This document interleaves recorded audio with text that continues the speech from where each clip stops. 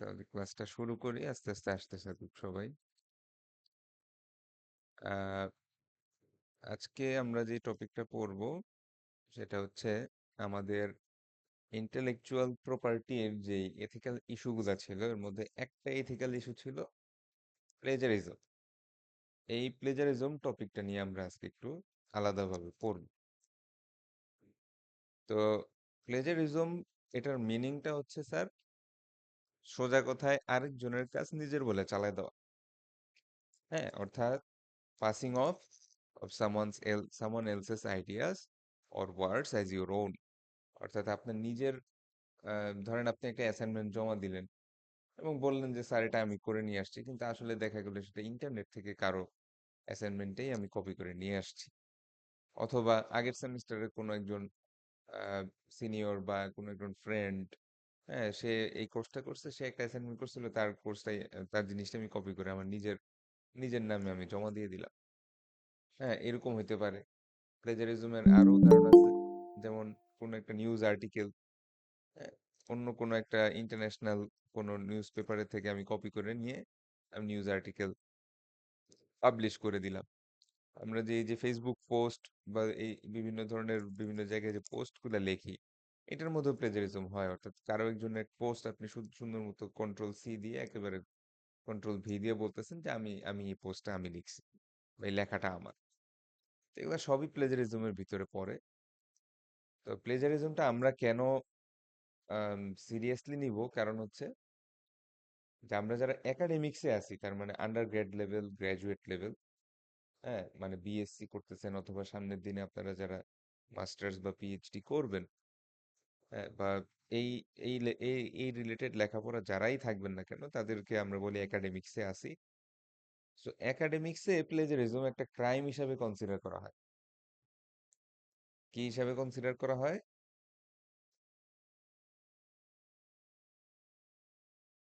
হুম, কেউ একজন বলেন তো।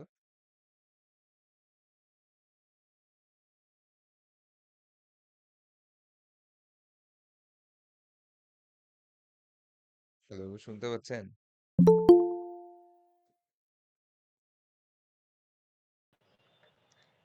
জি স্যার, ক্রাইম হিসেবে গণ্য করা হয়। এটা একটা ক্রাইম হিসাবে কনসিডার করতেছে। কেন ক্রাইম? আচ্ছা, তো এবার আমরা দেখি যে আম, এই ধরনের অপরাধ করলে বা এই ধরনের ক্রাইম করলে কি কি হতে পারে।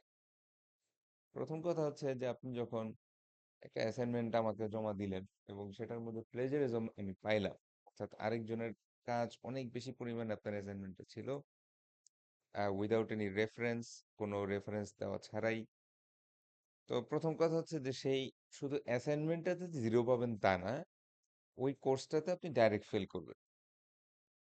ওই কোর্সটাতে আপনি সরাসরি ফেল করবেন। অর্থাৎ ওই কোর্সটা যদি আগে কোনো কুইজ, কোনো মিড টার্ম বা ইত্যাদিও দিয়ে থাকেন, কিছু আসে যায় না।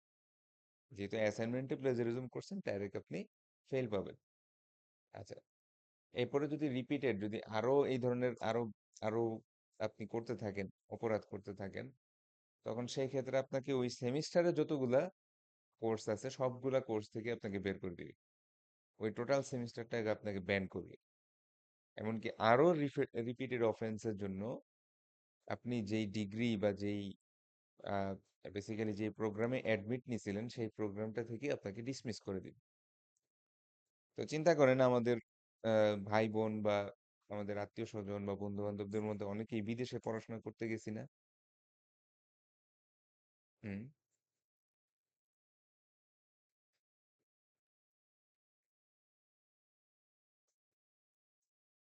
হ্যালো।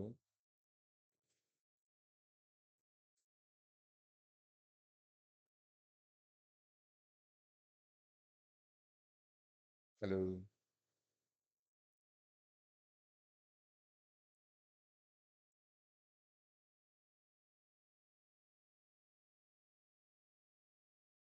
স্যাররা কি সবাই ঘুমাচ্ছেন? না স্যার।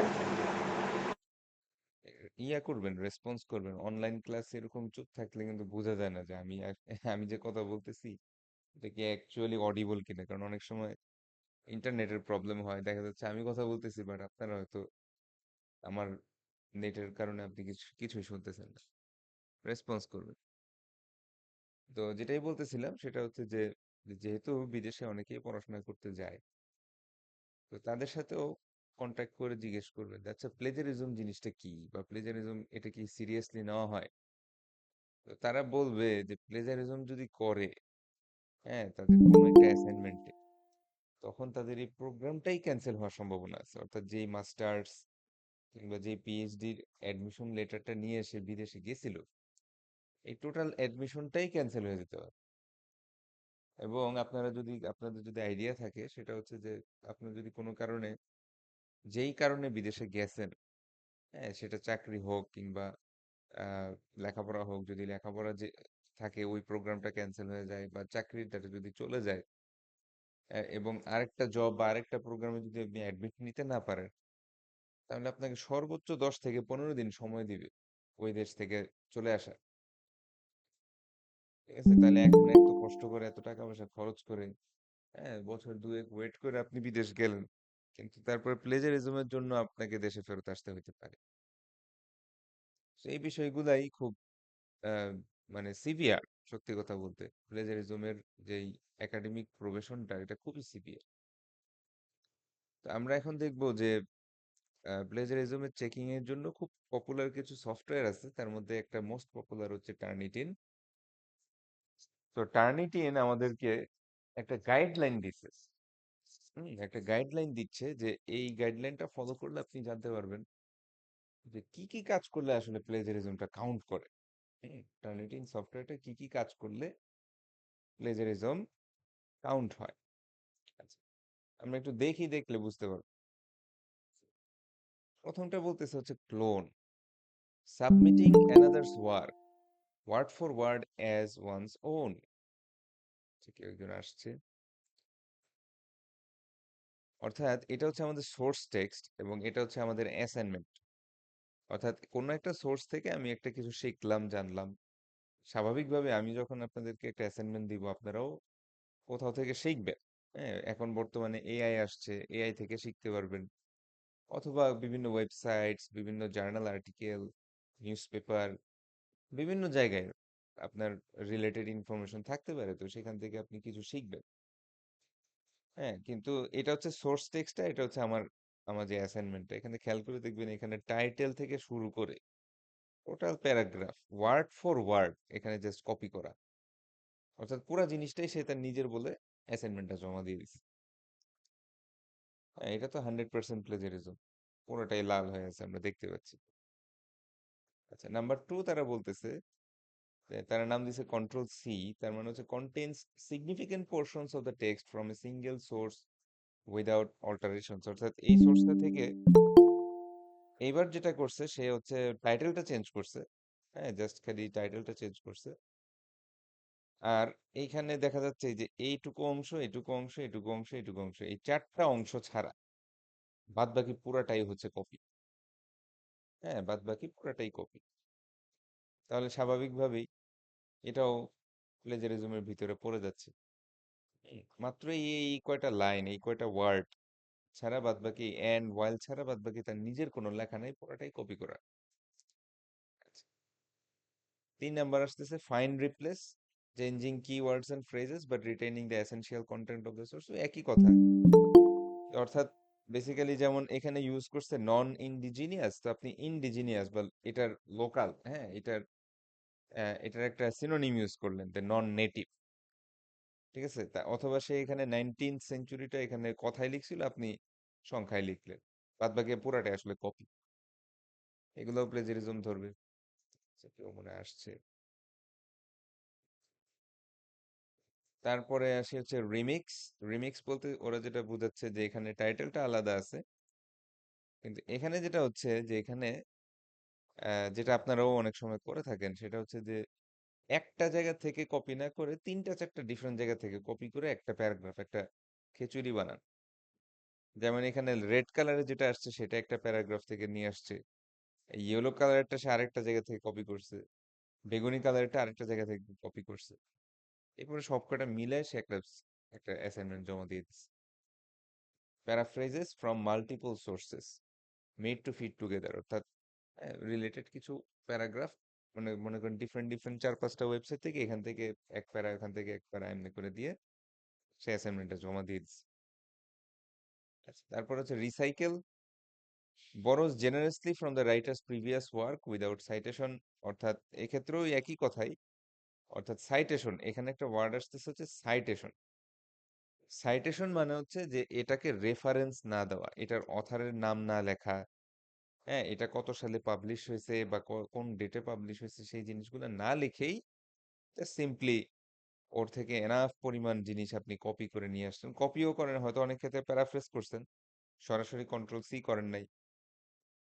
আপনাদের কাছে অনেকেরই মনে হইতে পারে স্যার বিভিন্ন ওয়েবসাইট আছে যেমন কুইলবট বা এগুলাতে আমরা যে প্যারাফ্রেজ করি, এটা করলে তো প্লেজারিজম হয় না। No, that is not the correct idea. যে কারণটা হচ্ছে আপনি আরেকজনের থেকে এনাফ পরিমাণ ইনফরমেশন নিয়ে আসতেছেন। দেখেন এই পুরা প্যারাগ্রাফটার মধ্যে এই লাল অংশ ছাড়া তার নিজের লেখা হচ্ছে মাত্র এই কয়টা ওয়ার্ড, আর বাদ বাকিগুলো সে প্যারাফ্রেজ করে নিয়ে আসছে।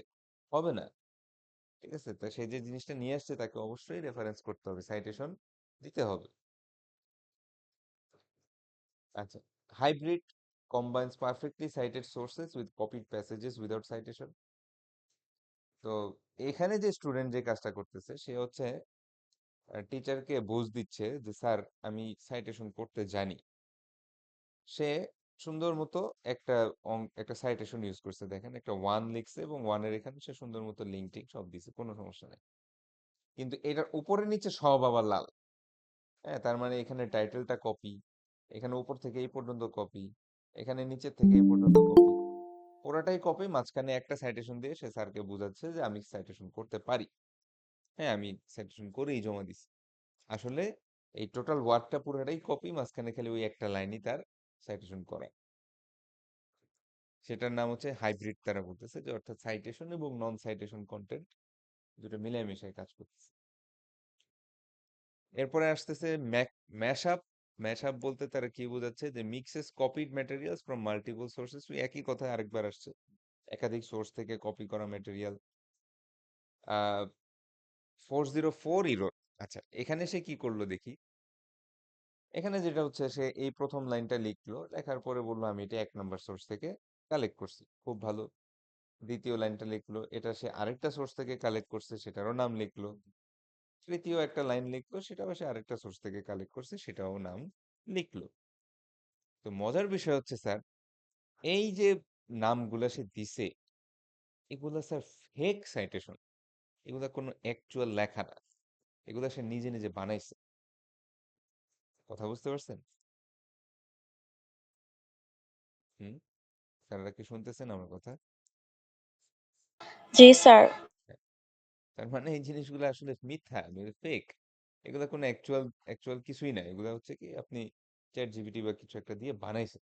স্যার বলছে 10 থেকে 15টা ইয়ে থাকতে হবে, সাইটেশন থাকতে হবে, এই জন্য সে 10 থেকে 15টা এরকম বানাইছে, নাম নাম দিয়ে দিয়ে এরকম বিভিন্ন বানাইছে। আসলে কিন্তু এগুলো কোনো রিয়েল কোনো জার্নাল আর্টিকেল বা নিউজ পেপার আর্টিকেল বা কোনো সোর্সই নাই, এগুলো নিজে নিজে বানানো। আচ্ছা, অ্যাগ্রিগেটরের ক্ষেত্রে যেটা বলতেছে যে includes proper citation to sources but the paper contains almost no original work. আচ্ছা, এখানে কি বলতেছে দেখি। তো ওর যে ব্যাপারটা হচ্ছে সে এই প্রথম লাইনটুকু লিখলো, হ্যাঁ, তারপরে একটা সাইটেশন করলো, দ্বিতীয় লাইনটুকু লিখলো একটা সাইটেশন করলো, তৃতীয় লাইনটুকু লিখলো একটা সাইটেশন করলো, খুবই ভালো, সবই ঠিক আছে, কোনো সমস্যা নেই। কিন্তু এখানে টাইটেল থেকে শুরু করে শেষ পর্যন্ত তার নিজের হাতে লেখা মাত্র 3টা ওয়ার্ড আছে, বাদ বাকি পুরাটাই আসলে কারো না কারো থেকে নেওয়া। তাহলে এটা কি অ্যাসাইনমেন্ট হয়েছে? অ্যাসাইনমেন্ট হওয়া মানে হচ্ছে যে আমি আমার নিজের একটা মনের ভাব প্রকাশ করবো, আমার নিজের মাথা থেকে কিছু একটা অ্যান্সার লিখবো এবং সেখানে যেই ইনফরমেশন গুলো ইউজ করবো সেগুলোকে আমি সাইটেশন করবো। আচ্ছা, এই ডেফিনেশনটা আমি পারতাম না, এই ডেফিনেশনটা অ্যাকচুয়ালি আমি এই ওয়েবসাইট থেকে শিখছি, তাহলে এই ওয়েবসাইটের নামটা লিখে দিই, ভালো কথা। কিন্তু আমার এখানে প্রত্যেকটা লাইনে যদি আমার সাইটেশন থাকে, তার মানে কি আমার নিজের কোনো অরিজিনাল ওয়ার্ক নাই, এখানে পুরাটাই আসলে আরেকজনের থেকে হেল্প নেওয়া। সো এইটাও অ্যাকচুয়ালি ওরা প্লেজারিজমের ভিতরে ধরবে। আর ফাইনালি যেটা বলছে যে রিটুইট, এখানেও প্রপার সাইটেশন আছে, এর আগেরটাও কিন্তু প্রপার সাইটেশন ছিল। যেমন এখানে লিঙ্ক টিঙ্ক দেওয়া ছিল, দেখতে পাচ্ছি আমরা সব লিঙ্ক দেওয়া আছে, এগুলোতে গেলে পাওয়া যাবে। ইনক্লুডস প্রপার সাইটেশন, এখানেও প্রপার সাইটেশন দেওয়া আছে, but relies too closely on the text original wording and or structure. তাহলে এইখানে যে সমস্যাটা হচ্ছে সেটা হচ্ছে অরিজিনাল রাইটার যেই ঠিক যেভাবে যেভাবে লিখছে আমার লেখাটাও ওই একই গ্রামার, একই গ্রামাটিক্যাল স্ট্রাকচার, একই রকম লাগতেছে দেখতে। হ্যাঁ, অর্থাৎ দুইটা লেখা যখন পাশাপাশি দিবে মনে হবে যেন ওর লেখাটাই আমি লিখছি। ঠিক আছে? তো এই সমস্ত ক্ষেত্রে কিন্তু আপনাদের প্লেজারিজম ধরবে। এবং এই টার্নিটিন যে সফটওয়্যারটা আছে এটা তো খুবই বহুল ব্যবহৃত, স্পেশালি যখন আপনারা আপনাদের যখন ফোর্থ ইয়ারে যখন আপনারা থিসিস পেপার, আপনাদের যেটা ফাইনাল থিসিস পেপারটা জমা দিতে হবে, সেটা যখন লিখবেন তখন আপনাদের বলে দিবে যে প্লেজারিজম কাউন্ট সর্বোচ্চ কতটুকু অ্যালাউড। ধরেন কথার কথা, আমি যখন আমার গ্রাজুয়েশনটা কমপ্লিট করি আমাদের ক্ষেত্রে বলা হয়েছিল প্লেজারিজম কাউন্ট সর্বোচ্চ 4%।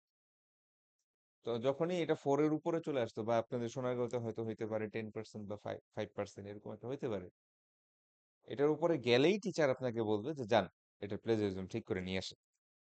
আপনিও তো বুঝবেন না যে আল্লাহ কি সমস্যা, আমি এতবার চেষ্টা করতেছি, বারবার কেন প্লেজারিজম হচ্ছে, বারবার কেন ধরতেছে। এই কারণগুলোর জন্যই ধরতেছে, এই কারণগুলোর জন্যই ধরতেছে। তো মোটামুটি আপনাদের এই রিলেটেড একটা আইডিয়া হয়ে গেল যে কোন কোন কাজ করলে আসলে প্লেজারিজমটা কাউন্ট হয়। তাহলে এখন প্রশ্ন হচ্ছে যে আমি তাহলে প্লেজারিজমটা থেকে বাঁচবো কিভাবে? বাঁচা রয়েছে সাইটেশন, আপনাকে রেফারেন্স করতে হবে, সাইটেশন দিতে হবে। সাইটেশন ওয়ার্ডটা আগেও বলছিলাম, সাইটেশন ওয়ার্ডটা মানে হচ্ছে যেই অরিজিনাল সোর্স থেকে আমি ইনফরমেশনটা নিয়ে আসছি সেই অরিজিনাল সোর্সটাকে রেফারেন্স করা, সেই অরিজিনাল সোর্সের রাইটারের নাম লেখা, কত সালে পাবলিশ হয়েছে সেটা লেখা, এবং এই অরিজিনাল সোর্সটা কোন লিঙ্কে গেলে পাওয়া যাবে ইত্যাদি ইত্যাদি ইনফরমেশন দেওয়াই হচ্ছে মূলত সাইটেশন। তো আমরা এখন সাইটেশনের অনেক ধরনের ফরম্যাট বা স্টাইল আছে। আমরা যেই স্টাইলটা পড়বো সেটা হচ্ছে আমেরিকান সাইকোলজিক্যাল অ্যাসোসিয়েশনের স্টাইল বা এপিএ সাইটেশন স্টাইল। এটার অনেকগুলো ভার্সন আছে, আমরা 7th এডিশন ভার্সনটা পড়াশোনা করব। তো এপিএ সাইটেশন স্টাইলে আপনাকে দুই জায়গায় রেফারেন্স দিতে হবে। একটা হচ্ছে আপনার লেখার ভিতরে ভিতরে, আর আরেকটা হচ্ছে রেফারেন্স লিস্টে। তাহলে আমরা একটু উদাহরণ দেখি, উদাহরণ দেখলে বুঝতে পারবো, নাহলে তো জিনিসগুলো একটু অন্যরকম লাগবে। তো আমরা গুগল স্কলার, এটার নাম শুনছেন কেউ? গুগল স্কলার, স্যাররা কেউ নাম শুনছেন এটা?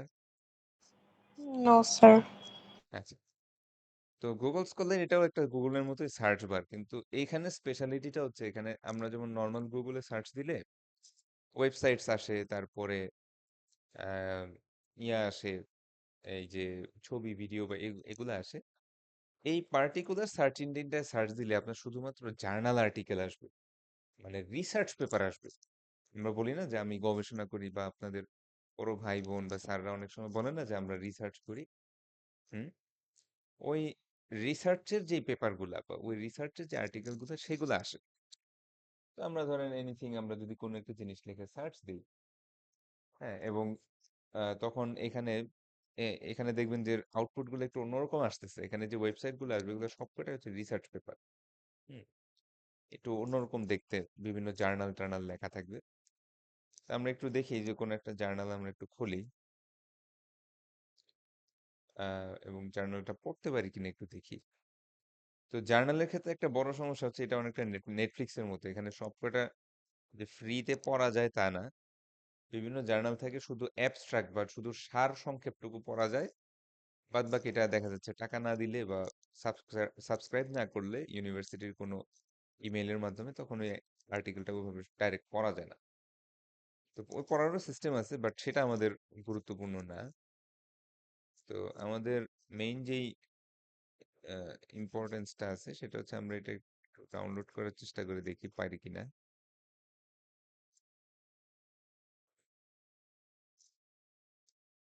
তো লোড হচ্ছে, আবার একটু, হ্যাঁ আসছে, ডাউনলোড করি।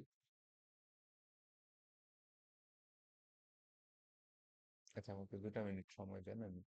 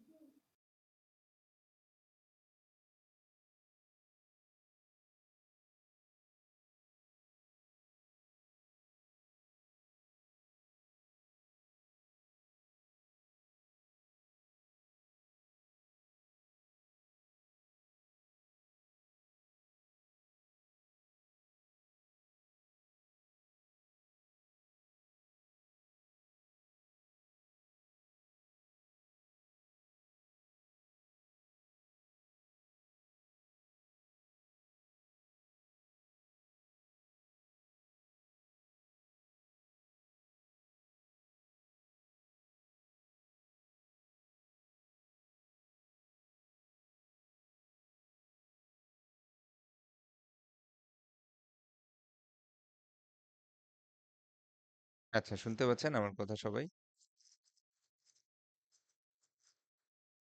জি স্যার। আচ্ছা, তো আমাদের ডাউনলোড হয়ে গেছে বোধহয়। তো একটু দেখে আসি। আহ, তো হ্যাঁ, হ্যাঁ, আসছে। তো ধরেন এটা একটা রিসার্চ পেপার। তো এইখানে আমরা জিনিসগুলা আমরাও পড়বো। আপাতত একটু দেখাই জিনিসটা কিরকম, তারপরে আপনারা বুঝতে পারবেন যে আসলে সাইটেশনটা কি। তো যেমন ধরেন ওনারা কিছু একটা নিয়ে লিখতেছে, হ্যাঁ, কোন একটা টপিকে তাদের লেখা। তো এখানে অনেকগুলা রাইটারের নাম লেখা। Scott McLean, Gemma J M Reid, তারপর Jason Thomson, Chris Bieber, Neville A Stanton and Paul M Salmon, বা এরকম বিভিন্ন নাম লেখা ইউকের লোকজন। তো এখানে যেটা হচ্ছে যে সে ধরেন এই লাইনটুকু লিখলো যে AGI is the next generation of artificial intelligence which is expected to exceed human intelligence in every aspect. ভালো কথা। তো এই যে এজিআই এর যেই সংজ্ঞাটা তারা লিখলো, হ্যাঁ, এই সংজ্ঞাটা সে কিন্তু নিজে আবিষ্কার করে নাই বা নিজে জিনিসটা রিসার্চ করে বের করে নাই, বরং এটা কোনো না কোনো অন্য একটা রিসার্চ পেপার থেকে সে এটা পড়ে শিখতে পারছে। এখানে মাল্টিপল অথারের নাম এবং সাল দেওয়া আছে। মাল্টিপল অথারের নাম এবং সাল দেওয়া আছে। তার মানে এটা হচ্ছে আপনার অ্যান্সারের ভিতরে ভিতরে, আপনার অ্যাসাইনমেন্টের ভিতরে ভিতরে একটা সাইটেশন করা, যে কোন কোন মানে লাইনগুলা বা কোন কোন অংশটুকু আমি কার থেকে শিখছি বা কার থেকে নিছি। হ্যাঁ, যেমন এখানে অনেক সাইটেশন করা আছে। হ্যাঁ, যেমন এখানে বলা আছে যে although ANI systems such as Uber's automated vehicles can create safety risk, so ANI system সেটা যে উবারের অটোমেটেড ভেহিকেলস এর মধ্যে কোনো সেফটি রিস্ক ক্রিয়েট করে কিনা, এটা এটা কিন্তু তার নিজের রিসার্চ না। এটা সে পাচ্ছে কার থেকে? এই পেপারটা থেকে, হ্যাঁ, স্ট্যান্টন 2019 সালে যে পেপারটা আসছে, সেই পেপারটা থেকে সে পাচ্ছে। তো এই জিনিসটাকে আমরা বলি ইন টেক্সট সাইটেশন। কি বলি স্যার? বলেন কেউ একজন। In-text citation. In text citation নামটা শুনলেই বোঝা যায় টেক্সটের ভিতরে ভিতরে সাইটেশন। হ্যাঁ, আর এই যে আপনি যার নামটা লিখলেন তাকে আরেকটা জায়গায় রেফারেন্স করতে হয়, সেটা হচ্ছে এই টোটাল পেপারটা লেখা শেষে। হ্যাঁ, টোটাল পেপারটা যখন আপনার লেখা শেষ হবে, একদম লাস্টে এই রেফারেন্সেস নামে একটা পেজে আপনাকে আলাদাভাবে আবার প্রত্যেকটা রাইটারের প্রতিটা জিনিস ডিটেইলে ইয়ে করতে হবে, রেফারেন্স করতে হবে। কেউ একজন আসছে, ডিটেইলে জিনিসটা লিখে দিতে হবে, অর্থাৎ একদম লিঙ্ক সহ। হ্যাঁ, যে কোন লিঙ্কে এই পেপারটা অ্যাকচুয়ালি আছে, পেপারটার নাম কি, কোন জার্নালে পাবলিশ হয়েছে, কত নাম্বার ভলিউম। হ্যাঁ, এই প্রত্যেকটা জিনিস একদম প্রপার একটা স্ট্রাকচার মেনটেন করে লিখতে হবে। তো আমরা সবই শিখবো, আমরা ইনটেক্স সাইটেশনও শিখবো, আমরা রেফারেন্স কিভাবে লেখে সেটাও শিখবো, এবং নিজেদের বেসিক্যালি নিজেরা আমরা যখন অ্যাসাইনমেন্টটা করব সেখানে আমরা যাতে প্রপারলি করতে পারি সেটা প্র্যাকটিস করব। তো আগেও বলছিলাম যে এই ক্লাসটা করাইতে একটু সময় লাগে, কারণ জিনিসটা যেহেতু অনেকের জন্য নতুন। হ্যাঁ, খুব দ্রুত পড়ানো যায় না। তো সেই ক্ষেত্রে আমরা দেখবো ক্লাসে আমরা কতদূর আগাইতে পারি। যদি না পারি তাহলে পুরোটুকু না পারলে একটা অনলাইন লেকচার বা অনলাইন কোনো রেকর্ডের একটা ভার্সন দিয়ে আমি আপনাদের একটা সাপ্লিমেন্টারি টপিকও দিব। তো প্রথমে আসে হচ্ছে ইনটেক্স সাইটেশন কিভাবে করে। তো একটু আগেই দেখাইলাম যে ইনটেক্স সাইটেশন মানে হচ্ছে আপনার অ্যান্সারের ভিতরে ভিতরে সাইটেশন করা বা লেখা। আচ্ছা, তো সেটা দুইটা ওয়েতে করা যায়, একটা হচ্ছে ন্যারেটিভ, একটা হচ্ছে প্যারেন্থেটিক্যাল স্টাইল। তো আমরা একটু আহ, দেখি যে আমরা একটু একটা লিঙ্ক আছে এখানে, 2 নাম্বার যে লিঙ্কটা আছে সেটা, প্রথম লিঙ্কেও গেলে আপনারা ইনটেক্স সাইটেশন দেখতে পারবেন কিভাবে ইনটেক্স সাইটেশনটা করে। সো আমি আপনাদের একটু উদাহরণ সহকারে দেখাই, না হলে জিনিসটা বুঝতে পারবেন না। আচ্ছা, তো যেহেতু আমি আগেও একটা ক্লাস নিয়েছি, আমি ওই ক্লাসটা থেকে একটু দেখাচ্ছি। একটু মুছে দেই। বাহ, পুরোটাই চলে গেল। আচ্ছা, যাই হোক, সমস্যা নেই। আহ, দেখা তো যাচ্ছে। আচ্ছা, আমার স্ক্রিন দেখতে পাচ্ছেন না সবাই? জি স্যার। হ্যাঁ। তো আমরা এখন দেখব যে ধরেন কোনো একটা ওয়েবসাইটসে, হ্যাঁ, কোনো একটা website Bangladesh bureau of statistics. তো এই বাংলাদেশ ব্যুরো অফ স্ট্যাটিস্টিক্স নামে একটা ওয়েবসাইট আছে। সেই ওয়েবসাইটে আপনি কোনো একটা ইনফরমেশন পাইলেন, যে কিরকম ইনফরমেশনটা, যে 13 to 20 year old Bangladeshi people spend around 6 hours daily on social media. যে যাদের বয়স টিনেজার, মানে 13 থেকে 20 বছর বয়সী, তারা অন এন এভারেজ প্রতিদিন 6 ঘন্টা সোশ্যাল মিডিয়াতে কাটায়। ভালো কথা।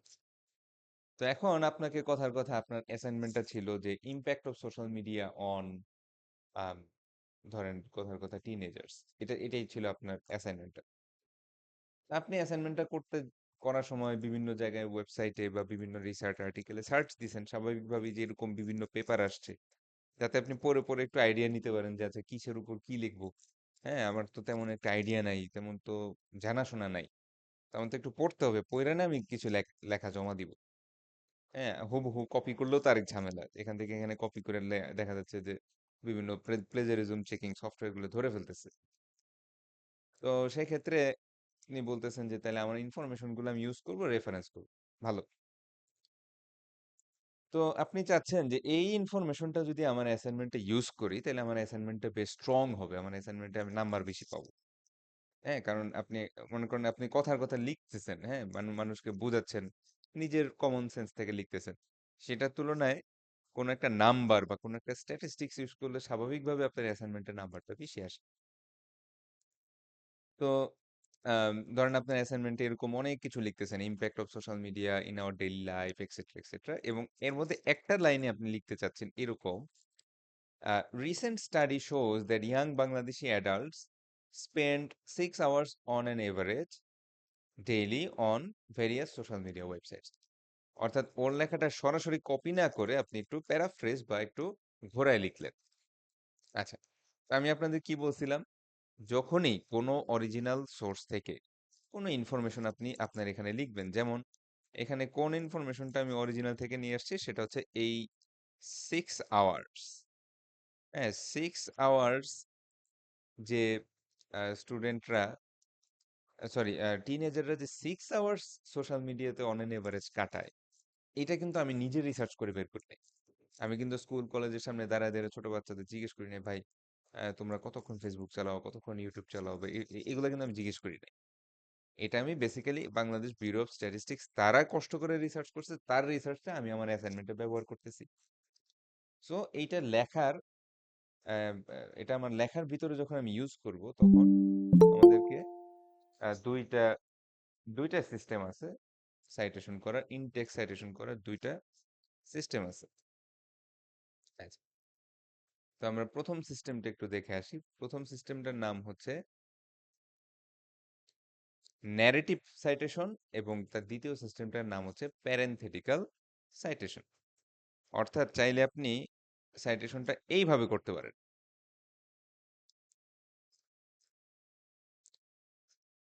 দেখেন, সাইটেশনটা চাইলে আপনি এইভাবে করতে পারেন যে recent study from the Bangladesh bureau of statistics, ধরেন কথার কথা যেই সময় যেই যে ইনফরমেশনটা পাইছেন সেটা 2022 সালে। সো আপনি লিখবেন বাংলাদেশ ব্যুরো অফ স্ট্যাটিস্টিক্স, ব্র্যাকেটে লিখবেন 2022 shows that young Bangladeshi adults spend around 6 hours on an average on various social media websites। অর্থাৎ যার থেকে পাচ্ছি তার নাম এবং কত সালে এই এই পেপারটা পাবলিশ হয়েছে, বা কত সালে এই ইনফরমেশনটা তারা পাবলিশ করছে, সেই সালটা আপনি লিখে দিবেন এবং তারপর আপনার অ্যান্সারটা লিখবেন। সো এই ক্ষেত্রে আমরা যে স্টাইলটা অনুসরণ করতেছি সেটার নাম হচ্ছে ন্যারেটিভ স্টাইল। তাহলে যেমন আমরা একটু দেখি যেমন ন্যারেটিভ স্টাইল কিরকম হয়। যে ও বলতেছে যে সেনডেক, এটা একজন রাইটারের লাস্ট নেম, সেনডেক 2015, এবং এই রাইটারটার যেই আর্টিকেলটা আমি পড়তেছি সেই আর্টিকেলটা পাবলিশ হয়েছে 2015 সালে। Sendak argued that children must develop imagination. So চিলড্রেনদের যে ডেভেলপ ইমাজিনেশন, মানে তাদের যে ইমাজিনেশন ডেভেলপ করা উচিত বা করতেই হবে, এই কথাটা আমার কথা না, এটা সেনডেকের পেপার থেকে আমি আমার অ্যাসাইনমেন্টে ইউজ করতেছি। এই সুন্দর কথাটা আমি সেনডেকের পেপার থেকে ইউজ করতেছি। সো ন্যারেটিভ স্টাইলে যখন আমি বলবো, তখন অথারের লাস্ট নেম, অথারের পাবলিশিং ইয়ার, ব্র্যাকেট মানে একটা প্যারেনথেসিসের ভিতরে থাকবে, এবং তারপরে আপনি লিখবেন, হয় কখনো আপনি লিখতে পারেন আর্গিউড, কখনো আপনি লিখতে পারেন ইনফর্মস আস, বা ইত্যাদি ইত্যাদি বিভিন্ন স্টাইলে লেখা যায়। হ্যাঁ, আহ, যেমন আমি লিখছি হচ্ছে recent study from Bangladesh bureau of statistics shows. এরকম বিভিন্ন স্টাইলে আপনার যে যার মতো মন মতো লিখতে পারেন, কোনো সমস্যা নেই। আচ্ছা, তো এরপরে যেই বিষয়টা আসতেছে যে একই জিনিস, ইনটেক্স সাইটেশন, এটার সেকেন্ড আর একটা স্টাইল আছে, সেটা হচ্ছে প্যারেনথেটিক্যাল সাইটেশন। আচ্ছা, প্যারেনথেটিক্যাল সাইটেশন মানে হচ্ছে যেটা আমরা আমাদের রিসার্চ পেপারটাতেও দেখছি, আমাদের যে রিসার্চ পেপারটা আমরা ওপেন করছিলাম, এখানেও কিন্তু আমরা একটু অন্য স্টাইলে দেখছি। হ্যাঁ, আমরা এখানেও যখন সাইটেশন গুলো দেখতেছি, সেখানে দেখতেছি যে সে ফার্স্টে নিজের লেখাটা লেখে, তারপরে একটা প্যারেনথিসিস বা ফার্স্ট ব্র্যাকেটের মধ্যে সেই ইনটেক্স সাইটেশনটা করে। এইটা হচ্ছে second style of Intex citation.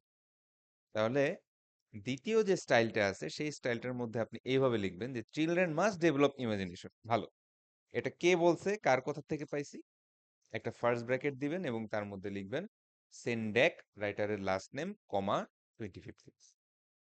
এইটুকু কি স্যাররা বুঝতে পারছেন দুইটা স্টাইলের ডিফারেন্সটা? একটা হচ্ছে জি আপনার স্যার। লেখার তো ভিতরে আপনি স্যার, সরাসরি লিখলেন যে এই রাইটার বলেছেন এইটা এইটা, অথবা আরেকটা হচ্ছে আপনি আপনার এইটা বলে একটা ব্র্যাকেটের মধ্যে রাইটারের নাম লিখে দিবেন। আচ্ছা স্যার, এখানে কি ব্যাপারটা এরকম যে আমি জিনিসটা নিলাম বাট রেফারেন্স দিয়ে দিলে সেটার মানে কপি বা প্লেগারিজম হিসেবে কাউন্ট হবে না? হ্যাঁ, হ্যাঁ, সেটাই। যে বেসিক্যালি আমি যখন তার কন্টেন্টটা থেকে হেল্প নিচ্ছি, বা যেমন এই যে বললাম না যে আমি যে এখানে ইনফরমেশনটা, এই যে তারা যে 6 ঘন্টা কাটায়, এই 6 ঘন্টা এই এক্সাক্ট ইনফরমেশনটা কিন্তু আমার জানা ছিল না। ছিল ম্যাডাম? No sir. না। এবং আমি চাইতেছি আমার আমার নিজের অ্যাসাইনমেন্টের মধ্যে এই 6 আওয়ার্স এই ইনফরমেশনটা দিতে, যাতে কি হয় আমি নাম্বারটা একটু বেশি পাই। স্বাভাবিক না? আপনি আন্দাজে মান্দাজে লিখতেছেন। আর এখানে প্রপার রেফারেন্স সহকারে একটা একটা বিখ্যাত কোনো ওয়েবসাইট বা বিখ্যাত কোনো জার্নাল, হ্যাঁ, সেখান থেকে ইনফরমেশন নিয়ে আপনার অ্যাসাইনমেন্টে যখন ইউজ করেন, আপনি স্বাভাবিকভাবে একটু বেশি নাম্বার পাবেন না? হুম। হ্যালো? জি স্যার। হ্যাঁ, ব্যাপারটা বুঝছেন না? যে এই যে আমি বেশি নাম্বারটা পাচ্ছি, হ্যাঁ, বা আমি যে আমার লেখাটা যে আরো স্ট্রং হচ্ছে, এই স্ট্রেংথটা কিন্তু আমার নিজের রিসার্চের মাধ্যমে আসে নাই, এটা আরেকজনের ইনফরমেশন আমারটা ইউজ করার কারণে আসছে। সো যখন আমি ইউজ করবো, যা সিম্পলি ওর নামটা লিখে দিব, শেষ। তাইলে আর প্লেজারিজম হইলো না, তাইলে আর কোনো ঝামেলাও হইলো না। বুঝতে পারছেন বিষয়গুলো? জি স্যার। হ্যাঁ, নাইলে হবে কি, ওই যে ওয়েবসাইট গুলা থাকে, ওই ওয়েবসাইট গুলা কিন্তু এরকম লাল লাল কালার করে দিবে। হ্যাঁ, এরকম রেড কালার, এরকম ইয়েলো কালার করে দিবে, এবং আপনাকে একটা স্কোর দেয়, ওরা একটা প্লেজারিজম স্কোর দেয়, এটা খুব বাজে একটা স্কোর দিবে। এবং ওই স্কোর নিয়ে আপনি কিন্তু পেপারও পাবলিশ করতে পারবেন না। আমাদের সোনারগাঁও ইউনিভার্সিটির কথা বললে, ধরেন আপনার থিসিসটাও স্যাররা বারবার ফেরত পাঠাবে। 6 মাস কষ্ট করে থিসিস করবেন, দেখবেন আর পাস দিচ্ছে না। হ্যাঁ, এটা কিন্তু রিয়েল, মানে হ্যাঁ, ঝামেলাটা কিন্তু একদম অ্যাকচুয়াল। এখনো তো বুঝবেন না, এখনো তো আপনাদেরকে ছেড়ে দিচ্ছে বা অ্যাসাইনমেন্ট গুলোও দেখে দিচ্ছে, বাট একটা না একটা সময় আটকায় যাবে। তখন একটু সিনিয়র লেভেলে যাবেন, আটকায় যাবে। সো আইডিয়াটা থাকলে তখন ঠিক করে নিতে হবে। আচ্ছা, সো আমি এখানে দুইটা স্টাইলই দেখাইলাম, যে আপনি এভাবেও লিখতে পারেন। Recent study shows that young Bangladeshi adult spend 6 hours on an average on various social media websites, ব্র্যাকেটে বাংলাদেশ ব্যুরো অফ স্ট্যাটিস্টিক্স 2022, এইভাবেও লিখতে পারেন। অথবা এর আগের স্টাইলেও লিখতে পারেন, যে recent study from BBS 2022 shows that ইত্যাদি ইত্যাদি। আচ্ছা, তাহলে আমরা দুইটা স্টাইল দেখলাম ইনটেক্স সাইটেশনের। আচ্ছা, সেকেন্ড আসি হচ্ছে, যদি স্যার যদি অথার একাধিক পার্সন থাকে, আচ্ছা কেউ একজন বোধহয় আসছে, তাকে একটু এন্ট্রি দিয়ে নেই। অথার যদি একাধিক মানুষ থাকে, যেমন এখানে তো সেন্ডেক একজন ছিল, যদি একাধিক লোক থাকতো তাহলে লিখবেন, যেমন দুইজন যদি থাকে তাহলে সেন্ডেক অ্যান্ড ওয়াইস। তাহলে এখানে রাইটার কয়জন স্যার? 2 জন। দুইজন। সহজ না? আর যখন এই যে প্যারেনথেসিসের ভিতরে লিখবেন, তখন সেন্ডেক অ্যান্ড ওয়াইজ এর মধ্যে এই অ্যান্ড না দিয়ে এম্পারসেন্ট সাইন দিবেন। এই চিহ্নটার নাম বলতে পারবেন না? এম্পারসেন্ট, এম্পারসেন্ট সাইন। এটা আমরা এই যে জি যখন বুঝতে আমরা সি প্রোগ্রামিং এর সময় মেমোরি লোকেশন করতাম তখন কিন্তু এই যে এম্পারসেন্ড সাইনটা আপনারা পড়ছিলেন। স্যাররা করছেন সি সি প্রোগ্রামিং কোর্স? জি স্যার, জি স্যার। এই এম্পারসেন্ড সাইনটা আমরা ইউজ করতাম না? তো এই এম্পারসেন্ড সাইনটা ইউজ করবেন দুইজন অথারের মাঝখানে দেওয়ার জন্য। আচ্ছা, আর এবার আসি হচ্ছে যদি তিনজনের উপরে থাকে, যেমন আমাদের এই পেপারটাই কথা চিন্তা করি। আমাদের যে পেপারটা ছিল এখানে অথার ছিল অনেকগুলা, স্কট ম্যাকক্লিন 1 2 3 4 5 6, হ্যাঁ 6 জন অথার। তাহলে কি আমি এইভাবে লিখবো যে ম্যাকক্লিন, রিড, থমসন, ভেবার, স্ট্যান্টন এবং স্যালমন বলেছেন, এতগুলা লিখবো? না। যদি দুইজনের উপর তিনজন প্লাস অথার হয়ে যায় তখন আমরা যে ওয়ার্ডটা ইউজ করব সেটা হচ্ছে এট এল, ETAL ডট। হুম, কি ইউজ করব? এট এল, দেখতে পাচ্ছেন? ETAL dot. অর্থাৎ শুধুমাত্র আপনি প্রথম অথারের নাম, লাস্ট নেমটা লিখবেন এবং ETAL ডট এটা ইউজ করবেন। এটা একটা ল্যাটিন ওয়ার্ডের সংক্ষিপ্ত। এটার মিনিংটা হচ্ছে অ্যান্ড আদার্স, মানে সেন্ডেক অ্যান্ড আদার্স, সেন্ডেক এবং অন্যান্য। সেটা প্যারেনথেসিস স্টাইলেও এরকম, আবার এই স্টাইলও এরকম। তাহলে আমরা আমাদের পেপারটা একটু দেখে আসি যে আমাদের পেপারে এরকম ETAL আছে কিনা। আছে। যেমন এখানে দেখেন, এইখানে ওরা লিখছে ক্যাপলান অ্যান্ড হেইনলাইন 2019, এখানে এন্ড দিছে, তার মানে এখানে পেপারের রাইটার ছিল দুইজন। কিন্তু এখানে আবার লিখছে যে এটার প্রোনাউন্সিয়েশনটা ভুল হতে পারে, যে লেসুয়েন হইতে পারে অথবা হোয়াট এভার, ETAL 2015। তার মানে হচ্ছে এখানে লেসুয়েন একাই রাইটার না, আসলে আরো তিনজন চারজনের উপর রাইটার ছিল, কিন্তু শুধুমাত্র তার নামটা লিখে লিখছে অন্যান্য। ঠিক আছে, লেসুয়েন এবং অন্যান্য 2015। এই ETAL ব্যাপারটা কি বুঝতে পারছেন স্যাররা? Yes sir. আচ্ছা, এবার আসে হচ্ছে গ্রুপ অথার। গ্রুপ অথার মানে হচ্ছে এরা কোনো পার্সন না, এরা অর্গানাইজেশন। যেমন আমরা WHO বলি, ওয়ার্ল্ড হেলথ অর্গানাইজেশন। তারপরে একটু আগে আমি BBS এর নাম বললাম, বাংলাদেশ ব্যুরো অফ স্ট্যাটিস্টিক্স, বা এখানে লিখবে আমেরিকান লাইব্রেরি, বা আমরা ন্যাসা বলি অনেক সময়, NASA। হ্যাঁ, সম্ভবত আমার ভুল না হলে national aeronautics and space administration, এরকম কিছু একটা হবে না স্যার। মানে টোটাল এটা অ্যাক্রোনিম আছে, ফুল ফরম্যাট আছে। বা ইউনিসেফ, হ্যাঁ, ইউনাইটেড নেশনের যে কালচারাল এবং ল্যাঙ্গুয়েজ ভিত্তিকে যে কাজ করে, ইউনিসেফ। তো এগুলো হচ্ছে কি গ্রুপ অথার। তো গ্রুপ অথারের ক্ষেত্রে যেটা হয় সেটা হচ্ছে যেমন আমার এখানে BBS-টা হচ্ছে গ্রুপ অথার। আপনি প্রথমবার ফার্স্ট টাইম ওদের ফুল ফরম্যাটটা লিখবেন। তার মানে একদম শুরু যখন হবে তখন আপনি ওয়ার্ল্ড হেলথ অর্গানাইজেশন, তারপরে 2021 এ কথাটা লিখবেন। বাট সাবসিকুয়েন্ট যদি আরো অনেকবার WHO এর নাম আসে তখন শুধু অ্যাক্রোনিমটা ইউজ করবেন। অর্থাৎ প্রথমে একবার খালি ওদের ফুল নেমটা লিখবেন, তারপরের বার থেকে ওদের অ্যাক্রোনিমটা ছোট করে লিখবেন। এই ব্যাপারটা কি বুঝতে পারছেন স্যাররা? জি স্যার। হ্যাঁ, তার মানে হচ্ছে গ্রুপ অথারের ক্ষেত্রে যেমন এখানে একটু দেখেন, ও লিখছে যে children must develop imagination, the American library association has explain. খুবই ভালো কথা। কিন্তু এই জিনিসটা ধরেন এই এই একই ওয়েবসাইট থেকে যদি আরো পরবর্তীতে আরো রেফারেন্স আসে তখন আপনি শুধু ছোট করে ALA লিখবেন বা ছোট করে WHO লিখবেন, বারবার একই কথা লিখবেন না। অর্থাৎ গ্রুপ অথার যদি বারবার আসে তখন সেক্ষেত্রে আমরা বারবার লিখবো। ঠিক আছে, তো আপনারা রেফারেন্স পেজ, এখানে আমি দুটা রেফারেন্স দিয়ে রাখছি। একটা হচ্ছে ইউনিভার্সিটি অফ নেভাডার, আরেকটা হচ্ছে আহ, এটা APS 7th এডিশন, মানে APA ওয়েবসাইটের নিজস্ব একটা ডকুমেন্টেশন। এই দুই জায়গায় একই জিনিস আছে, আপনারা চাইলে আরো পড়ে নিতে পারেন। তাহলে আমাদের ইনটেক্স সাইটেশনটা মোটামুটি শেষ। আচ্ছা, আমাদের যেটা হচ্ছে 15 মিনিট, এটা হচ্ছে আমরা ওই যে গুগল মিটের ফ্রি ভার্সনটা ইউজ করতেছি, তো 1 ঘন্টার বেশি ওরা অ্যালাউ করে না। সমস্যা নেই, আরো 10 মিনিট ক্লাস নেই, তারপরে একটা নতুন লিঙ্ক আমি আপনাদেরকে দিব। আচ্ছা, তো এরপরে আসি হচ্ছে রেফারেন্স লিস্ট। তাহলে রেফারেন্স লিস্টে আমি আপনাদের আগেই দেখাইছি যে কোন জায়গায় করে, অর্থাৎ আপনার পেপারটার বা আপনার যে অ্যাসাইনমেন্টটা আছে সেটা একদম শেষে আপনি যে ভিতরে ভিতরে যাদের যাদের নাম লিখছেন তাদের ফুল সাইটেশনটা দিতে হবে। অর্থাৎ এর আগে আমরা এই যে আম, এই যে কি জানি লেচুইন না কি জানি এল দিয়েছিল, আমরা একটু এলে যাই। এবং এই যে আমরা দেখতে পাচ্ছি যে এই যে লেচুইন ওয়াই, বেনজিও ওয়াই এন্ড হিন্টন, হ্যাঁ, তিনজন অথার, তাদের ফুল ইনফরমেশনটা দিতে হবে। এমনকি তাদের লিঙ্ক সহ, এখানে যেই এইচটিটিপিএস লিঙ্কটা দেওয়া আছে এই লিঙ্কটা সহ, হ্যাঁ, দিতে হবে, যাতে আমি আমি ওর পেপারটাও পড়তে পারি। তো এইটা কিভাবে করে আমরা এখন একটু প্র্যাকটিস করে দেখব। আচ্ছা, তো এইটা করার জন্য আমরা চলে যাই হচ্ছে, মনে করেন গুগল ডক্সে যাই। একটা ওপেন ডকুমেন্ট একটা খুলি। তো ধরেন আমরা কিছু লেখা নিয়ে আসি, ধরেন এইটুকুই, ধরেন লেখাটা নিয়ে আসি।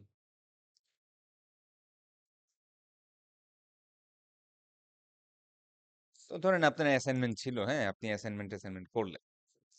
অ্যাসাইনমেন্ট করার পরে যেটা করবেন সেটা হচ্ছে এই পেজে আর শুরু করবেন না, এই পেজ থেকে এন্টার চাপতে চাপতে চাপতে চাপতে চাপতে চাপতে একটা নতুন পেজে যাবেন। ঠিক আছে? তো নতুন পেজে যে প্রথমেই লিখবেন ওয়ার্ডটা হচ্ছে রেফারেন্স, রেফারেন রেফা সরি রেফারেন্সেস। এবং এই ওয়ার্ডটা আপনারা মিডলে নিয়ে আসবেন, অর্থাৎ সেন্টার অ্যালাইনমেন্ট করবেন, এবং ওয়ার্ডটা বোল্ড করে দিবেন, চাইলে সাইজও একটু বড় করে দিতে পারেন। এই কাজটা প্রথমে করব। আচ্ছা, তারপরে আমরা যেটা করব, আবার একদম বাম পাশে চলে আসব, এবং আমরা শুরু করব হচ্ছে, এখানে একটা বিষয় আছে যে এক একটা সোর্স এক একটা ডিফারেন্ট স্টাইলে রেফারেন্স করতে হয়। হ্যাঁ, আমরা এখানেও আসবো, এখানে বারবারই আসবো, এখানে যা শিখাবো তাই লেখা। তো আমরা কিছু কমন সাইটেশন স্টাইলস দেখবো। প্রথমেই দেখবো হচ্ছে জার্নাল আর্টিকেল, অর্থাৎ গুগল স্কলারে যখন আমরা যাই এবং সেখানে গুগল স্কলার থেকে যখন আমরা বিভিন্ন রিসার্চ পেপার বা জার্নাল আর্টিকেল গুলো, জার্নাল মানে কি, জার্নাল মানে হচ্ছে যেই সব ওয়েবসাইটে, সেটা অনলাইন জার্নাল হইতে পারে, প্রিন্ট জার্নাল হইতে পারে, অর্থাৎ গবেষণা পেপার বা গবেষণাপত্র যেখানে পাবলিশ হয় বা প্রিন্ট হয়, সেই জিনিসটাই হচ্ছে জার্নাল বলা হয়। সেগুলোকে কি বলা হয়? জার্নাল। তো আপনাদের যদি এখন কেউ বলে জার্নালে একটা পেপার পাবলিশ করছি আমি, বা হ্যাঁ তোমার কয়টা জার্নাল পেপার আছে, তখন কি বোকার মতো তাকায় থাকবেন, নাকি বুঝতে পারবেন যে আসলে কিসের কথা বলতেছে তারা? হুম, আজকের থেকে উত্তর দিতে পারবেন না যে জার্নাল আর্টিকেল কি? আচ্ছা, তো আহ, আমরা একটু চলে আসি হচ্ছে, কোথায় যাব, এখানে। তো এখানে আপনাদের গাইডটাও দেওয়া আছে, আপনারা লিঙ্কে ওপেন করলে জার্নাল আর্টিকেল কিভাবে, ফরম্যাটটাও দেওয়া আছে, কিভাবে সাইটেশন করতে হয় বা রেফারেন্স দিতে হয়, ফরম্যাটটাও দেওয়া আছে। আমি আপনাদের এমনি আমার আমার যেই স্লাইডটা থাকবে সেই স্লাইডের মধ্যেও দিয়ে দিছি। স্লাইডটা আমরা একটু ফলো করি। প্রথমে হচ্ছে last name, comma, first name initial, dot, middle name initial, dot. তো স্যাররা তো এই লাস্ট নেম ফার্স্ট নেম তো বুঝেন নাকি? হুম, যেমন কথার কথা জান্নাতুল ফেরদৌস সুমাইয়া, তাহলে ওনার লাস্ট নেমটা কি হবে? সুমাইয়া, কমা, জান্নাতুল ওনার first name, J, dot, middle name Ferdous, F, dot. এটা কি বুঝতে পারছেন? জি স্যার। হুম, তারপরে আরো দু একজনেরটা বলি, যেমন কথার কথা মুশফিকুর রহমান, তাহলে ওনারটা কি হবে বলেন তো, কেউ একজন? রহমান ডট রহমান রহমান, তারপর dot comma, M. M, dot. হ্যাঁ, রহমান, কমা, এম, ডট। তারপরে সামিরা ইসলাম সুমাইয়া, এটা কি হবে? Sumaiya comma S dot I. I, dot. মানে first name dot, middle name dot. এটা সহজ না? জি স্যার। তাহলে ধরেন কথার কথা আমরা যদি এই পেপারটাই যদি আমরা একটু প্র্যাকটিস করি, যে এই পেপারটাকে আমি রেফারেন্স করতে চাই, তাহলে আমরা কি লিখব? এই যে দেখেন স্কট ম্যাকক্লিন, তাহলে কি হবে? ম্যাকক্লিন, কমা, এস, ডট। তাহলে লিখলাম ম্যাকক্লিন, কমা, এস, ডট। আচ্ছা, এখন সেই তো একা অথার না, অর্থাৎ তো আরো আছে, তখন তাদেরটা কমা কমা দিয়ে দিয়ে লিখবে। সো এরপরের আরেকজন অথার ধরেন জেমা জে এম রিড, তাহলে রিড কমা জেমা, তারপরে আবার জে, সরি জেমা জি দিয়ে G J M, G dot J dot M dot comma, তারপরে আর কে কে আছে জেসন থমসন, তাহলে Thomson Thomson comma J dot. এই বিষয়টা কি বুঝতে পারছেন না? জি স্যার। হ্যাঁ, এইভাবে সিরিয়াল ওয়াইজ। এখানে একটা মজার বিষয় হচ্ছে স্যার, এখানে যেই অথারদের নামের যে সিরিয়াল, এটা কিন্তু অ্যালফাবেটিক্যাল অর্ডার না। একটা রিসার্চ পেপারে অথারদের নামের সিরিয়ালটা খুবই গুরুত্বপূর্ণ, কারণ এটা নির্দেশ করে যে এই স্কট ম্যাকক্লিন এই পেপারে সবচেয়ে বেশি কন্ট্রিবিউট করছে, তারপরে সবচেয়ে বেশি কাজ করছে হচ্ছে জেমা জে এম রিড, তারপরে কাজ করছে হচ্ছে জেসন থমসন, তারপরে ক্রিস বেবার, তারপরে নেভিল। অর্থাৎ এই সিরিয়াল নাম্বারটা একটু গুরুত্বপূর্ণ। সো এই সিরিয়াল নাম্বারটা কিন্তু র্যান্ডম দেওয়া যাবে না, অর্থাৎ আপনার মনে হইলো যে পল এম স্যালমনের নাম আগে লিখি, সমস্যা কি, সেও তো অথার না। এই জন্য রিসার্চ পেপারে ফার্স্ট অথার বলে একটা কথা আছে। ফার্স্ট অথার মানে হচ্ছে এই পেপারটা আসলে তার এবং অন্যরা তাকে সাহায্য করছে, ব্যাপারটা বুঝছেন? সো আমরা অথারের নামের অর্ডার গুলো চেঞ্জ করবো। তো একটু আগে যে যখন বলছিলাম যে ইনটেক্স সাইটেশনে 3 জনের উপরে চলে গেলে ইটিএল লিখতে, এটা আবার কিন্তু রেফারেন্সের মধ্যে খাটে না। রেফারেন্সে সবার নাম লিখতে হবে, তার মানে এখানে 1 2 3 4 5 6 জনের নাম আছে, 6 জনের নামই লিখতে হবে এবং একদম লাস্টের নামে ছিল এন্ড। সো একদম একদম লাস্টের জনের নাম আমরা লিখি, ধরেন আমি 4 5 জনের নাম লিখলাম এন্ড ওনার নাম ছিল হচ্ছে Salmon P M. So Salmon comma P dot M dot, এইভাবে করে আপনার সমস্ত রাইটারের নাম সিরিয়াল ওয়াইজ লিখবেন।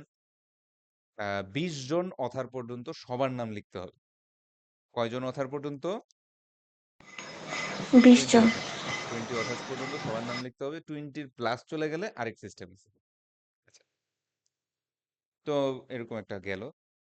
এটা লেখার পরে তারপরে আমাদের কি করতে হবে, এই এই যে ডটটা দেওয়ার পরে পাবলিকেশন ইয়ার এটা দিতে হবে। তাহলে আমরা দেখে আসি যে পেপারটার মধ্যে পাবলিকেশন ইয়ার দেখাচ্ছে 2023, এটা একটা প্যারেনথিসিসের মধ্যে লিখতে হবে। তাহলে আমি একটা প্যারেনথিসিস মানে ফার্স্ট ব্র্যাকেট দিলাম এবং 2023 এই কথাটা লিখলাম। আবার একটা ডট দিবেন, আবার একটা ডট দিবেন। আচ্ছা, তারপরে title of the article. Title of the article কি, যেখান থেকে আমি নিয়ে আসছি সেটা টাইটেলটা। সো বেসিক্যালি এই জিনিসটুকু, এটা আমি একটু কপি করি। এটা আমি একটু কপি করে নিয়ে আসি, জাস্ট সিম্পলি কপি করলাম এবং এখানে আমরা পেস্ট করব, বাস কাজ হয়ে গেল। তারপরে আরেকটা ডট, অর্থাৎ দেখেন একটা একটা করে সেকশন, যেমন এই সেকশনটা হচ্ছে অথারের নামের সেকশন, এই সেকশনটুকু শেষ করার পরে একটা ডট, তারপরে আবার পাবলিকেশন ইয়ার এইটুকু দেওয়ার পরে একটা ডট, তারপর হচ্ছে টাইটেল মানে যে আর্টিকেল থেকে লিখছি সেটার টাইটেলটা দিয়ে একটা ডট। আচ্ছা, তারপরে কি আছে একটু দেখি।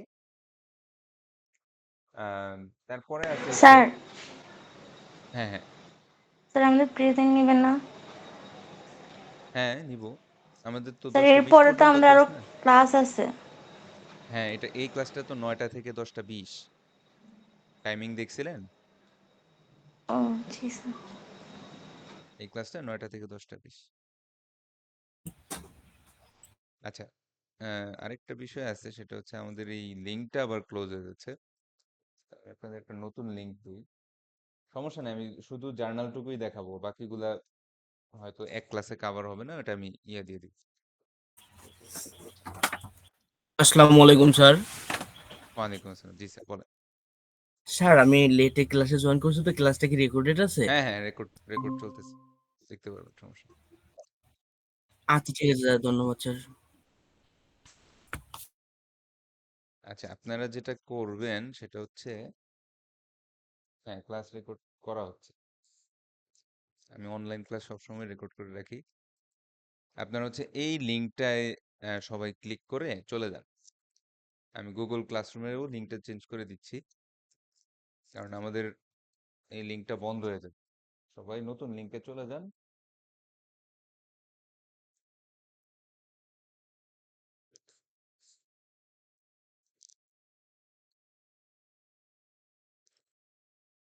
সবাই কি দেখতে পাচ্ছেন? হ্যাঁ, নতুন লিঙ্কটায় সবাই ক্লিক করে চলে যান। মেসেজ বক্সে পিন করা আছে, ওখানেও পাবেন। আবার গুগল ক্লাসরুমেও যে লিঙ্কটা আছে ওটাও আমি এডিট করে দিছি, ওখানেও পাবেন। নতুন লিঙ্কটায় সবাই চলে আসেন।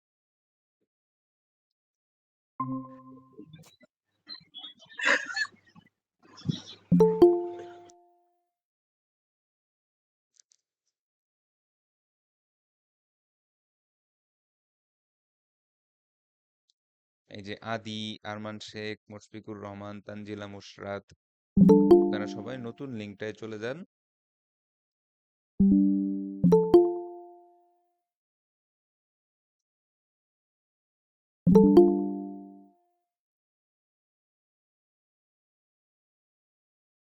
আমি এটা বন্ধ করে দিচ্ছি।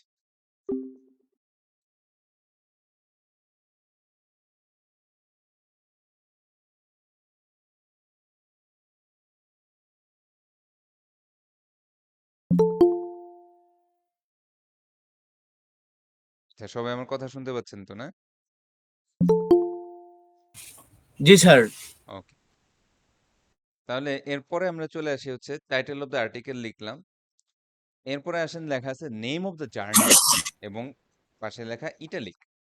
তার মানে আমি যেই পেপারটা থেকে আহ, লিখতেছি সেই জার্নালটার নাম আমাকে লিখতে হবে। তো এখানে পেপারের মধ্যে জার্নালের ইনফরমেশন দেওয়া থাকে যে কোন জার্নালে পাবলিশ হয়েছে। যেমন আমার এখানে জার্নালটার নাম হচ্ছে journal of experimental and theoretical artificial intelligence. তো আমি এটাই লিখবো যে জার্নাল অফ, নামটা কি ছিল একটু দেখে আসি, এক্সপেরিমেন্টাল অ্যান্ড থিওরিটিক্যাল আছে, এক্সপেরিমেন্টাল অ্যান্ড থিওরিটিক্যাল, মানে ভুল হলো নাকি, থিওরিটিক্যাল আর্টিফিশিয়াল ইন্টেলিজেন্স, আর্টিফিশিয়াল,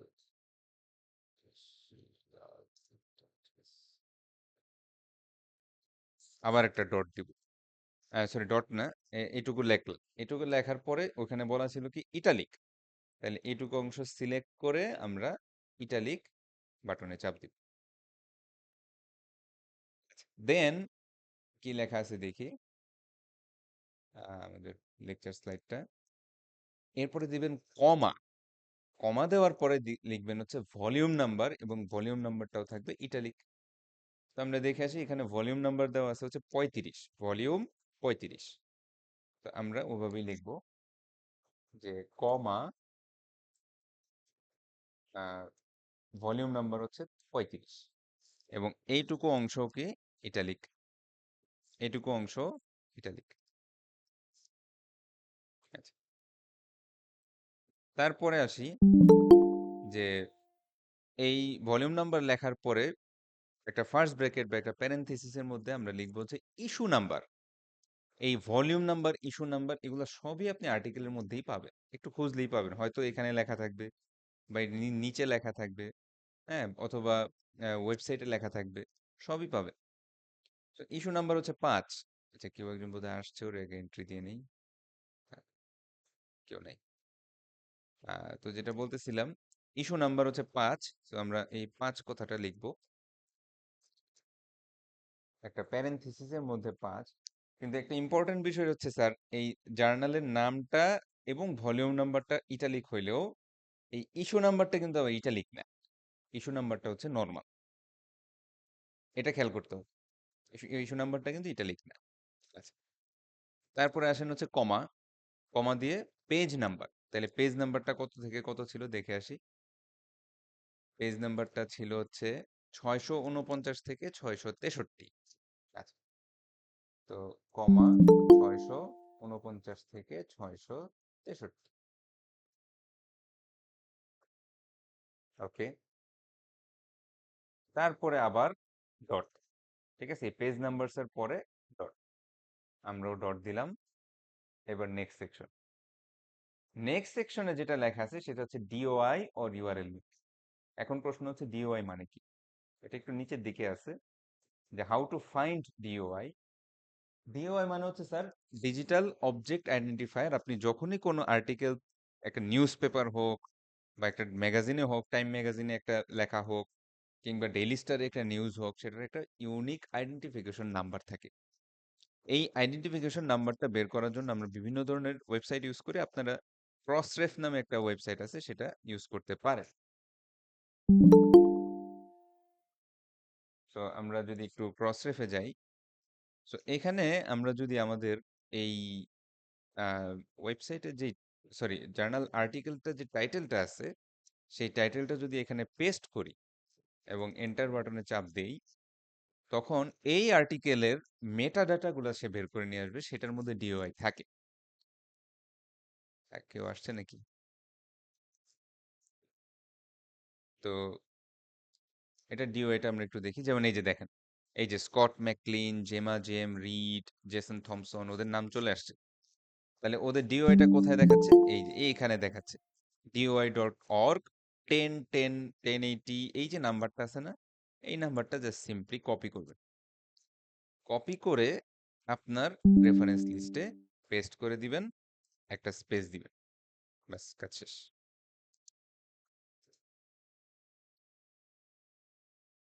বুঝতে পারছেন? আচ্ছা, একটা ইয়া করি,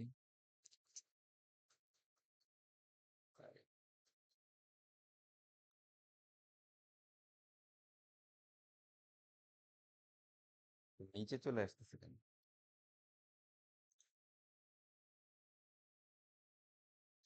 replace URL with its title, no.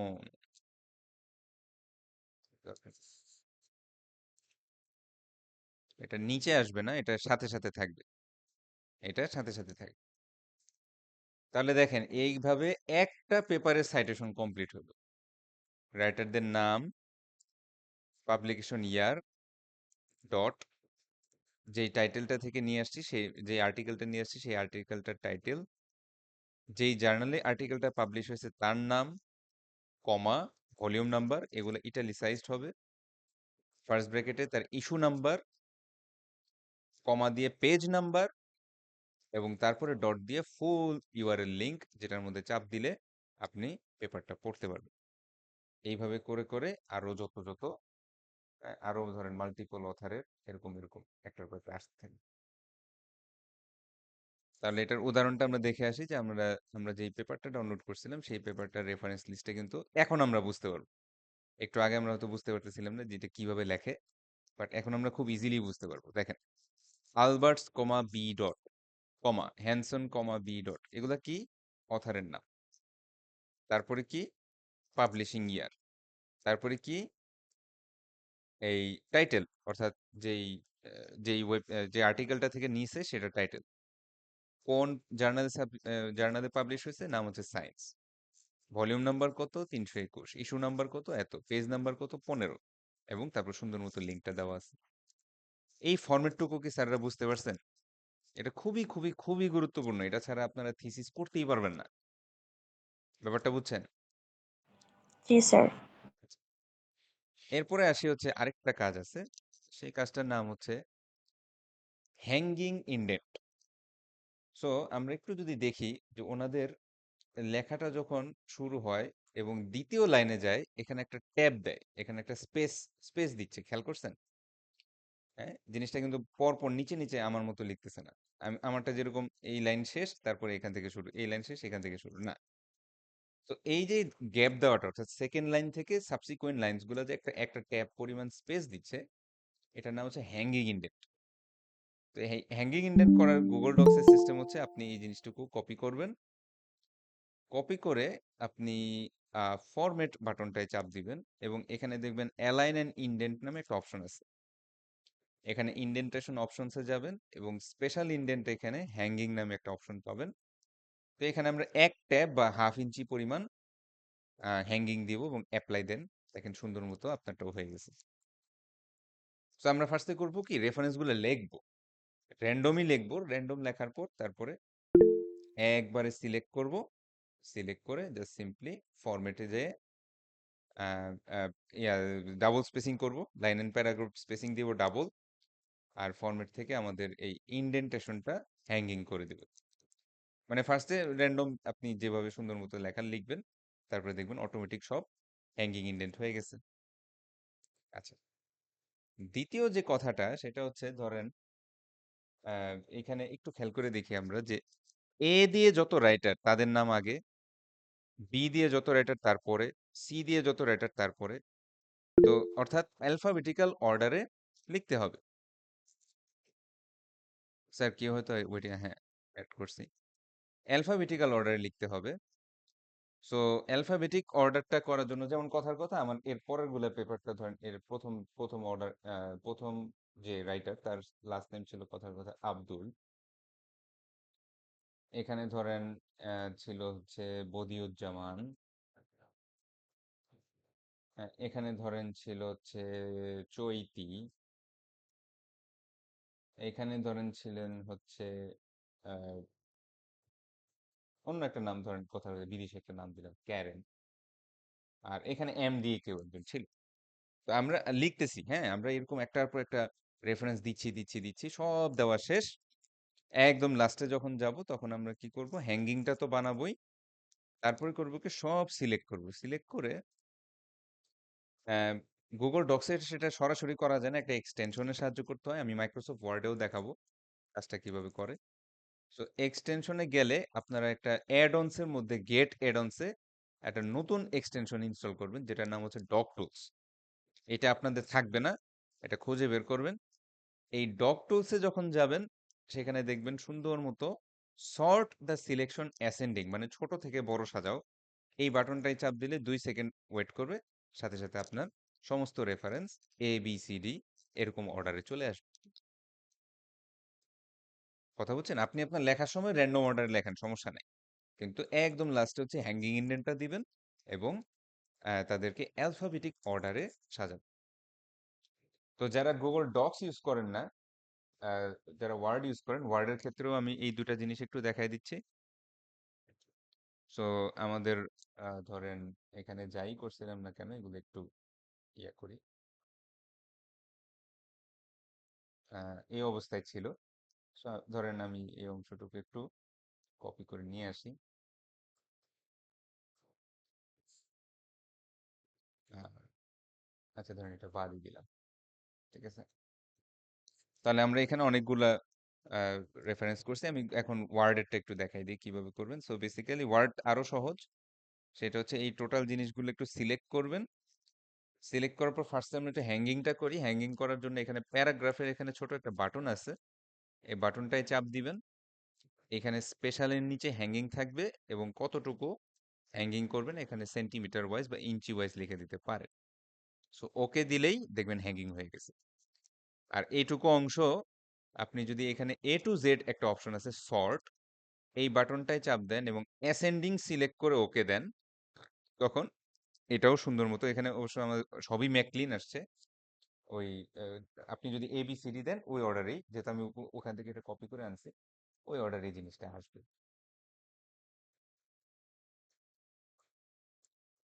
তাহলে বুঝতে পারছেন রেফারেন্স লিস্ট কিভাবে লিখতে হয় স্যাররা? হ্যালো। জি ইয়েস স্যার। স্যার। আচ্ছা, তো স্যার আমরা এগুলো কি করব আমাদের পরীক্ষার হলে লিখতে হবে স্যার খাতায়, এইটা নাকি আপনাদেরকে অ্যাসাইন? অ্যাসাইনমেন্টে করতে হবে। আমি আগেও বলছি যে লেকচারটা একটু বড়, আমার এখনো সবকটা সোর্স পড়ানো শেষ হয় নাই। আমি শুধু আপনাদের কিভাবে জার্নাল আর্টিকেল সাইট করতে হয় সেটা শুধু দেখাইলাম। তবে যদি এইটা বুঝেন বাদবাকিগুলো এই একই প্রসেস, একটু একটু ডিফারেন্স আছে এইটা নিয়ে। এবং অ্যাসাইনমেন্ট নিয়ে, অ্যাসাইনমেন্টের টপিক কত ওয়ার্ডে লিখতে হবে, কি করতে হবে না করতে হবে, আমি একটা সাপ্লিমেন্টারি কন্টেন্ট আপনাদেরকে দিব। বুঝতে পারছেন? কারণ এক তো ক্লাসে এটা কভার তাহলে হচ্ছে না। Final syllabus. ফাইনালে প্লেজারিজম অন্যভাবে আসবে। ফাইনালে আসবে হচ্ছে আমি যেরকম স্টোরি দেই ওইটা, কিন্তু অ্যাসাইনমেন্টের মধ্যে আপনাদের প্লেজারিজমের এই সাইটেশনের প্র্যাকটিসটা করতে হবে। বুঝতে পারছেন? তো এটা আমি আজকেই দিয়ে দিব, টেনশনের কিছু না। আমার ক্লাসগুলো আরো আরো কিছু ক্লাস আছে, তো এই যে একটু পরে OS এর ক্লাস আছে, ওই ক্লাসগুলো শেষ করে তারপরে আমি আপনাদেরকে দিব। তো আমরা একটু অ্যাটেন্ডেন্সটা নিয়ে নিই যেহেতু আমাদের 10টা 20-এ ক্লাস শেষ। আচ্ছা, আজকের ক্লাসে আমি যতটুকু পড়াইছি, আমি জানি এই রমজান মাসে সেহরি খাওয়ার পরে আপনারা বেসিক্যালি সবাই এখনো বিছনাতেই মোবাইল বা ল্যাপটপে দেখতেছেন। বাট কোনো কোয়েশ্চেন বা কনফিউশন থাকলে বলতে পারেন। আচ্ছা, কামরুজ্জামান নয়ন, নাই। রিফাত সরকার, ইয়েস স্যার। নুসরাত জাহান তামান্না, Present, sir. নয়ন চাকমা, নাই। আদিব বিন তারেক, নাই। ইসহাক ভুইয়া, নাই। তামান্না জামান ঐশী, ইয়েস স্যার। ওকে। মোফাজ্জল হোসেন, নাই। আল জাবির রিয়াদ, নাই। মিশকাত আহমেদ সুজন, নাই। সিনথিয়া খাতুন, হুম। ইশরাত জাহান্নু শান্তা, আসে নাই। কে সাজ্জাদ হোসেন, কি ব্যাপার কেউ নাই কেন? আব্দুল্লাহ বিন বাদশাহ, স্যার বাচ্চা ছিল স্যার। আচ্ছা ইয়েস স্যার। আচ্ছা আচ্ছা। নাসিমা আক্তার, মুশফিকুর রহমান, মুশফিকুর রহমান তো ছিলেন মনে হয়। Abdul Moin Jim, MD Siam, yes sir. Zahid Hasan Emon, present sir. Tanzila Mushrat, Ismail Hossain, G M Noman, Saiful Islam Siam, Arman Sheikh, Refa Rafiq Roshni, Nunia Islam Jui, Samira Islam Sumaiya, Yes, sir. Sir, Jui. আচ্ছা Jui, Shakhawat Hossain, Fahad bin Abdul Aziz, Alsifa Ibne Yusuf, yes sir. Ashraful Adnan Shoaib, MD Hasan Masrur, Mahmudul Islam Rafi, yes sir. MD Arif, Mohaimin Abir Arifin, Shahriar Islam Alif, yes sir. Imtiaz Ahmed, yes sir. Jannatul Ferdous, Yes, sir. Jubail Hossain, Salma Akter Mim, Syeda Sumaiya Ahmed, Yes, sir. Sir, Salma Akhtar. আচ্ছা আচ্ছা, নাফিস প্রধান, মাহফুজ হোসেন ইমন, মারুফা ইয়াসমিন, Yes, sir. উম্মে জান্নাত। ঠিক আছে, তাহলে আমরা ক্লাসটা এন্ড করে দিচ্ছি। স্যার। আমি আপনাদের রেকর্ডিংটা স্যার। দিয়ে দিব।